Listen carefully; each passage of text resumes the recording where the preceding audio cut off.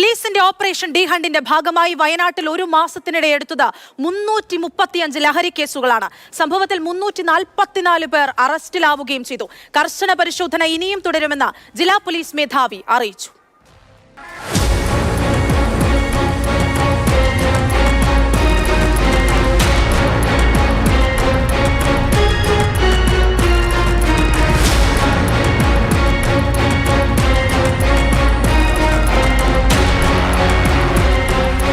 ലഹരിമരുന്നിന്റെ ഉപയോഗവും വിൽപ്പനയും തടയുന്നതിന്റെ ഭാഗമായാണ് പോലീസ് ഓപ്പറേഷൻ ഡി ഹണ്ടിന് തുടക്കം കുറിച്ചത്. ഓപ്പറേഷന്റെ ഭാഗമായി വയനാട് ജില്ലയിൽ 4282 പേരെയാണ് ഒരു മാസത്തിനിടെ പരിശോധിച്ചത്. ഇതിൽ 344 പേരെ കുറ്റക്കാരെന്ന് കണ്ടെത്തി അറസ്റ്റ് ചെയ്തു. 335 ലഹരി കേസുകൾ രജിസ്റ്റർ ചെയ്തു.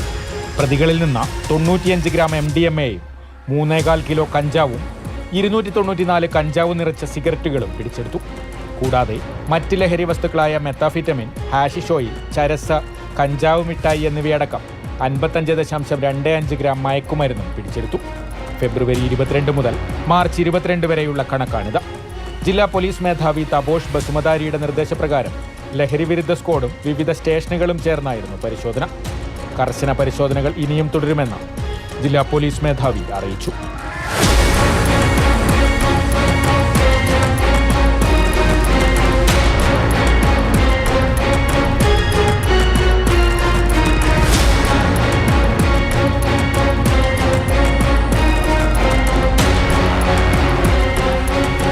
മാതൃഭൂമി ന്യൂസ്, വയനാട്.